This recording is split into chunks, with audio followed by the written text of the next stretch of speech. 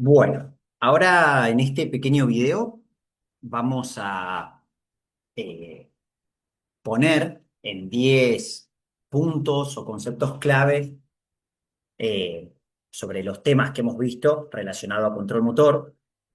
Esto no significa de que eh, lo que no esté dentro de este pequeño video no va a ser, no debe ser estudiado, no va a ser evaluado, ¿sí? Pero lo que pretendemos con esto es eh, marcar cuáles son aquellas ideas principales de todo lo de las clases que hemos visto que tienen que quedar en claro sí o sí. Primero, recordar que eh, el movimiento tiene componentes que pueden ser voluntarios, movimientos voluntarios, cuando interviene la corteza cerebral. Recordemos que necesitamos de atención para poder realizar los movimientos voluntarios y que hay distintas áreas implicadas en donde todo movimiento voluntario va a comenzar desde el área somatosensorial. Después va a pasar al área prefrontal para generar la idea, se va a generar luego una imagen motora, una programación de lo que es el movimiento para finalmente tener una ejecución. Hay veces que los movimientos voluntarios se repiten tantas veces que pasan a ser automatizados, ¿sí? Los movimientos automatizados son movimientos que eh, fueron aprendidos, se repitieron tantas veces que ya dejaron de ser movimientos corticales y pasaron a ser movimientos subcorticales, en donde tiene una relevancia muy importante tanto el cerebelo, el neocerebelo principalmente, eh, todo lo que es los ganglios de la base, el tálamo, ¿sí? Y los movimientos reflejos, que en general son movimientos que no necesitan de la corteza. Ante un mismo estímulo siempre se hace la misma respuesta. La gran mayoría de los reflejos son medulares, hay otros reflejos que no son medulares, sin embargo, siguen con la misma lógica. Segundo concepto importante a recordar. El sistema nervioso trabaja tanto en forma jerárquica como paralela, ¿sí? Esto no es que hay una que es más importante que la otra, sino que dependiendo la funcionalidad, dependiendo el movimiento, dependiendo el objetivo que tenga esa persona, va a ser eh, el tipo de engrama motor que se va a activar y ahí es donde vamos a tener estructuras que van a tener un rol más principal que otras, dependiendo lo que se necesite. ¿Sí? Entonces, una idea no quita la otra, no es que la organización jerárquica sea más importante que la paralela, ni viceversa. El sistema nervioso trabaja siempre como un todo, dependiendo del objetivo y la funcionalidad de la persona.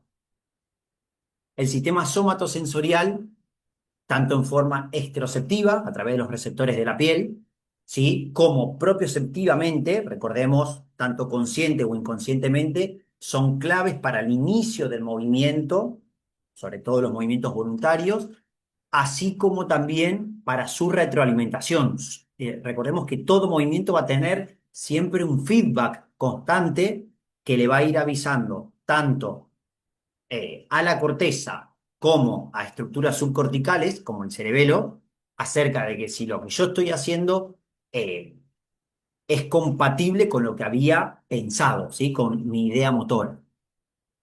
Cuatro, la formación reticular es la principal estructura encargada de regular el tono muscular, ¿sí? A través de lo que son las vías pontinas y vulvares y todo su sistema y su bucle gamma, recordemos que se llama bucle gamma por la forma de rulo que tiene, va a ser la encargada de regular el tono muscular.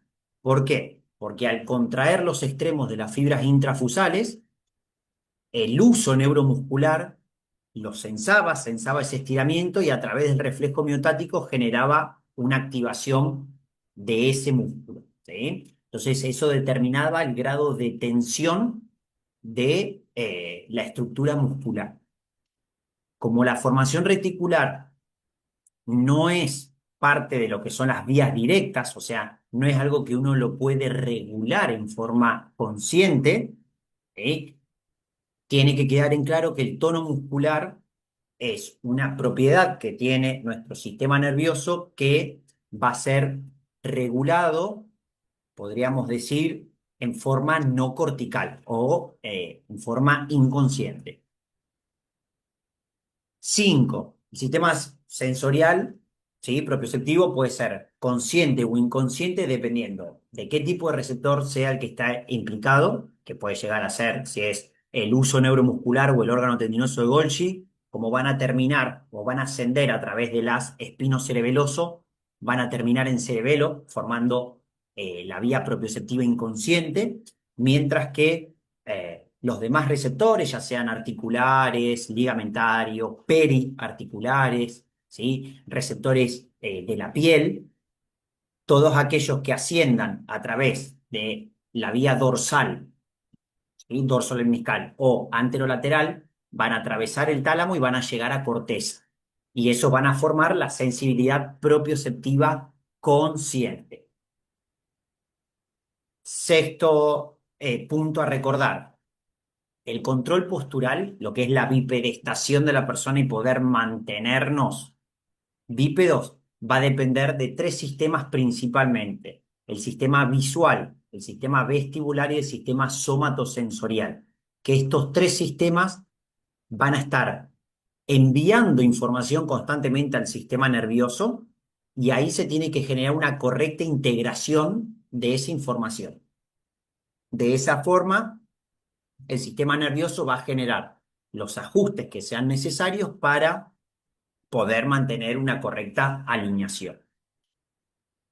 7, como ya mencioné al comienzo de este video, todo movimiento voluntario incluye la acción de muchas áreas, ¿sí? Ese es el típico ejemplo de cómo nuestro sistema trabaja en forma conjunta, tanto en forma jerárquica como en forma paralela, porque a través de distintos engramas y distintas conexiones se programa para que eh, al momento ya de ejecutar el movimiento ya esté todo, sea un movimiento preciso, coordinado, orientado, económico, ¿sí? Siempre con el objetivo de cumplir una funcionalidad.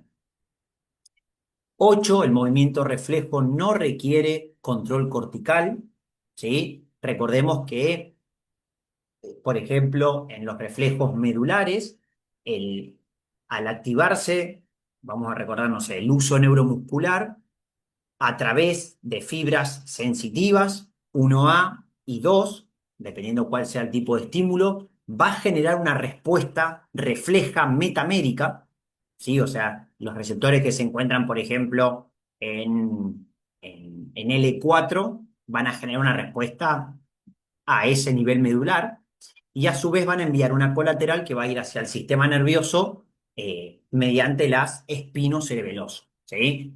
Eso va a permitir un feedback. Entonces, nuestro sistema nervioso ahí va a hacer los ajustes necesarios para ver si esa información propioceptiva inconsciente necesita ser reforzada, o sea, se necesita aumentar un poco la tensión o la fuerza muscular, por ejemplo, o si todo lo contrario, necesitamos bajarlo.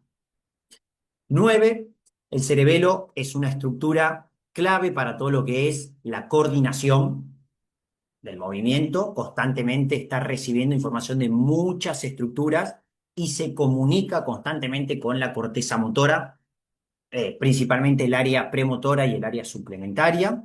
Es clave para el aprendizaje motor, ya que recordemos que hay células y fibras, como son la trepadora, la musgosa y la de Purkinje, que se van a encargar de captar el movimiento, localizar el error, poder solucionar ese error e ir aprendiendo constantemente de ese error, ¿sí? Entonces, a medida que vayamos repitiendo, más vamos aprendiendo.